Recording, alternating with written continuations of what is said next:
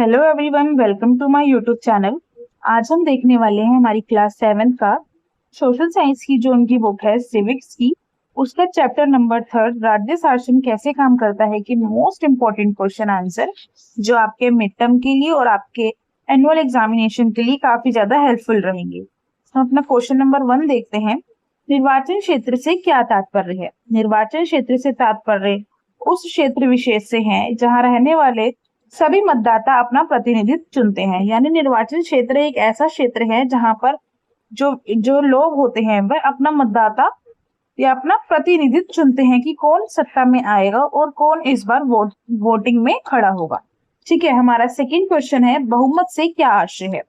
बहुमत का आशय ऐसी स्थिति से है जब किसी समूह के आधे से अधिक संख्या में लोग किसी निर्णय या विचार से सहमत हो।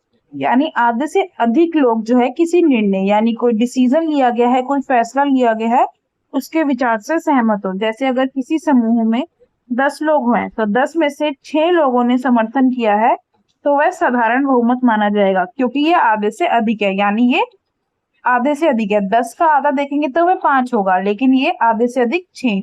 तो इस तरीके से आधे से अधिक लोगों ने जिस निर्णय पर फैसला लिया है उसे कहते हैं बहुमत, यानी आधे से अधिक लोग उस विचार से सहमत है।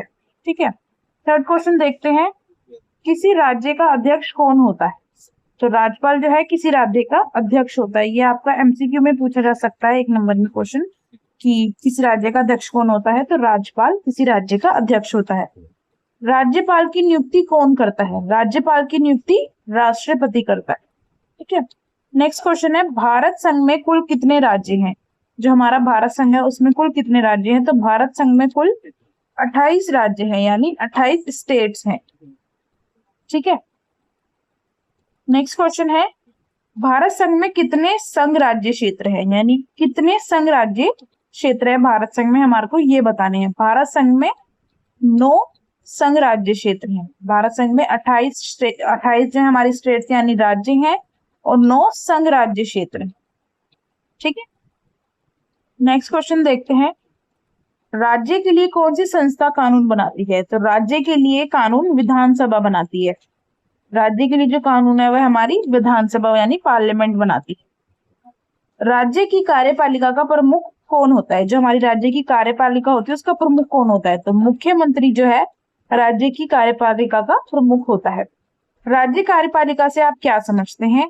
राज्य कार्यपालिका राज्यपाल, मुख्यमंत्री तथा उसके मंत्री परिषद तथा राज्य सरकार की लोक सेवकों से मिलकर बनती है। जो राज्य की कार्यपालिका होती है वो किन किन से मिलकर बनती है? राज्यपाल से, मुख्यमंत्री से, मंत्री परिषद से और उनकी जो सरकार के लोक सेवक हैं उनसे मिलकर हमारी राज्य कार्यपालिका बनती है। यानी ये इसमें काम करते हैं, तो इनसे मिलकर ही राज्य कार्यपालिका बनती है। ये सब उनके सदस्य होते हैं।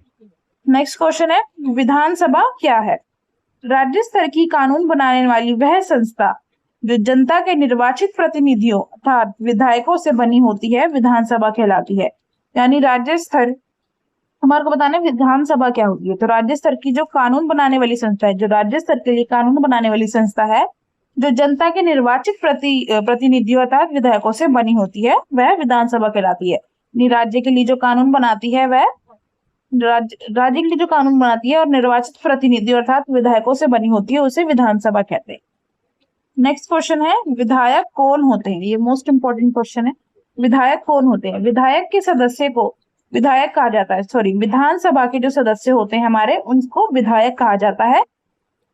विधायक का चुनाव जनता द्वारा किया जाता है। चुनाव में निर्वाचित होने के बाद निर्वाचित जनता का प्रतिनिधित्व विधानसभा का सदस्य बन जाता है। जो विधानसभा के सदस्य होते हैं उनको विधायक कहा जाता है। इनका चुनाव जो है जनता के द्वारा किया जाता है और चुनाव में निर्वाचित होने के बाद जनता के प्रतिनिधित्व बन जाते हैं और ये विधानसभा के सदस्य भी बन जाते हैं जो विधायक होते हैं, और फिर वह हमारे लिए काम करते हैं। जैसे लोगों ने उनको चुना है तो वह उनके हित के लिए काम करते हैं। नेक्स्ट क्वेश्चन है विधानसभा के विधायकों का निर्वाचन किस प्रकार होता है? अब आपको प्रोसेस बताना है। अभी तुमने तो पढ़ लिया विधानसभा क्या है, विधायक कौन है। अब उसका हमारे को प्रोसेस बताना है कि विधानसभा के विधायकों का निर्वाचन किस प्रकार होता है। तो भारत के हर राज्य में एक विधानसभा है। हर राज्य का विधानसभा निर्वाचन क्षेत्र में बटा हुआ है। जो भारत के राज्य हैं उसमें एक विधानसभा है और हर राज्य की कोई विधानसभा निर्वाचन क्षेत्रों में कई निर्वाचन क्षेत्रों में बटा हुआ है। प्रत्येक निर्वाचन क्षेत्र से उस क्षेत्र के वयस्क मतदाता अपना एक प्रतिनिधित्व गुप्त मतदान प्रणाली द्वारा चुनते हैं। यानी प्रत्येक निर्वाचन क्षेत्र यानी हर क्षेत्र के जो वयस्क मतदाता यानी जो 18 साल से ऊपर के जो नागरिक हैं या मतदाता कहते हैं जिन्हें, वह गुप्त मतदान प्रणाली के द्वारा अपना प्रतिनिधित्व चुनते हैं जो विधानसभा का सदस्य बन जाता है। ठीक है, जिनको आधे से ज्यादा बहुमत मिलता है वह विधानसभा का सदस्य बन जाता है।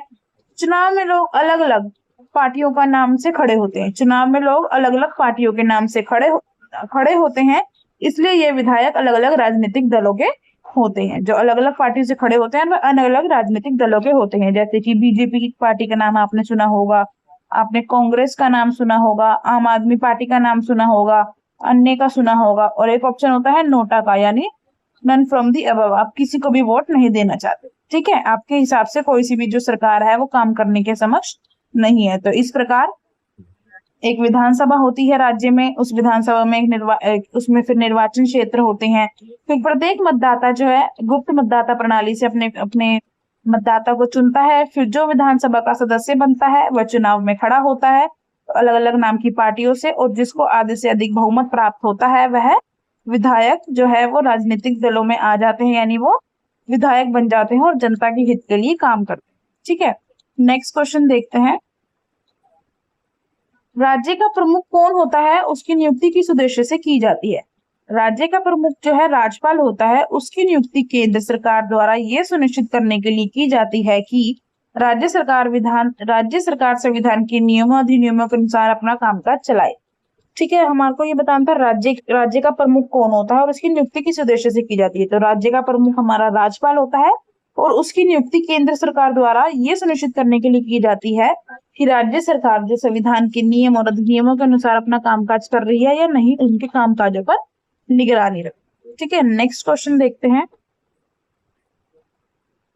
फोर्थ क्वेश्चन, मुख्यमंत्री तथा उसके मंत्रिमंडल का निर्माण किस प्रकार किया जाता है। जो हमारे मुख्यमंत्री होते हैं या चीफ मिनिस्टर होते हैं और उनका जो मंत्रिमंडल होता है उसका निर्माण किस प्रकार किया जाता है। चुनाव के बाद सत्ताधारी दल विधानसभा में बहुमत, चुनाव के बाद जो सत्ताधारी दल होते हैं यानी विधानसभा में जिनको बहुमत प्राप्त होता है के विधायक अपने नेता का चुनाव करते हैं। इस सत्ताधारी दल के नेता को राज्यपाल मुख्यमंत्री नियुक्त करता है।